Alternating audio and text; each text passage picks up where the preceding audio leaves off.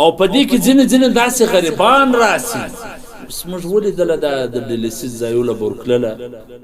د هسپتالو کې چې د خپل رور به مې ګرځاوې موږ لیدله ځوانان 15 کلن 20 کلن 25 کلن 2 کاله 3 کاله کېږي پښتورګي پیلي په دا ډیلیسیس باندې ژوند دا د ډیلیسیس ژوند نو ای ژوند چې ورته ولې د پښتورګي بندوبست وایي موږ غریبان یو موږ مسکینان یو د دې وس تاب نه لرو توان نه لرو چې دا پښتورګي پر دې غټ مصرف راځي نو پر دا غریبانو پر دا خپلوانو دا لازمه ده چې دومره غټ مصرف دومره غټه خرچه په یو کور کې پر ځوان نازي پر دې دا لازمه ده چې دا ورجمع کی وس ګوره چې کله دغه ځوان ما بل د چا د ورور پښتورګي پیل ولا زموږ د خو الحمدلله کار وسو پښتورګي ولګي دی وس ماشاءالله زموږ ورور ښه صحتمند دی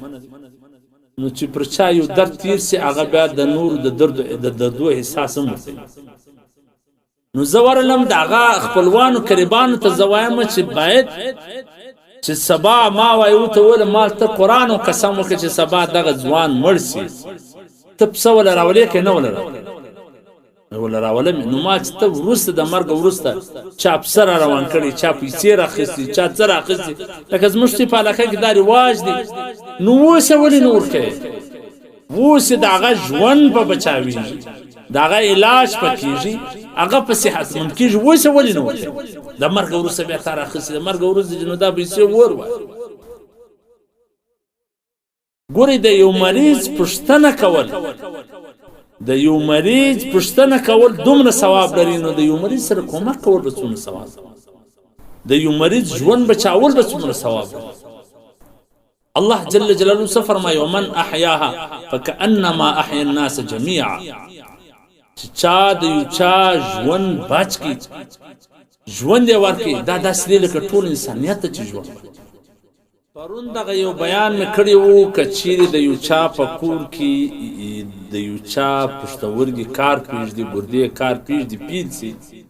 ډاکټر دا مشوره ورکړي چې دا پښتورګي غواړي نو هغه د نور ډېرې تجربې د حکیمانو د ملایانو د تعویذګرانو د یو ډاکټر بل ډاکټر نه پرې کوي بلکې ژر د ژره د هغه د پښتورګي بندوبست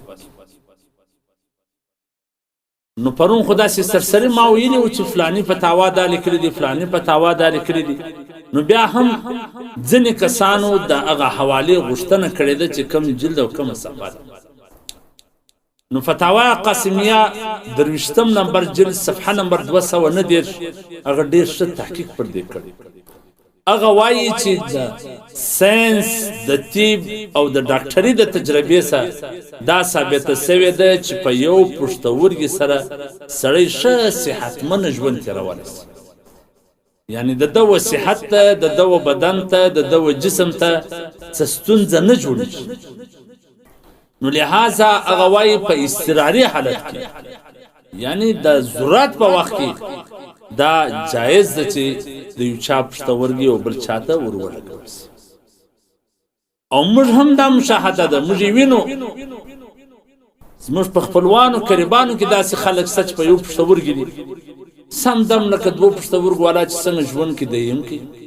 هغه سي روزي نه سي هغه سي عبادتونه کې هغه صحتمند دي هیڅ مشکل ورته نو لہذا د داسې مریض د پاره چې دغه پښتورګي کار پیږدي هغه ځوان وي دغه ټول ژوند پاتې وي مستقبل پاتې وي دغه د پاره دا پکار ده چې ژر د ژره د پښتورګي بندوبست وسی په خپل کور کې یو څوک ودی ته کور تیار سي قرباني وکړي د پښتورګي ورکړي دا شار کې ډیر داسې پیښ شوي دي چې ورونه ورکړي دي دواړه ښه صحتمند ژوند تیري هیڅ مشکل نشته خو خلاصه د خبرې دا ده کچيري یو ځوان وي د شلو د 10 کالو یا د 10 کالو په مابینس کې وي نو پکار دا ده چې د هغه د پښتورګي بندوبست وسی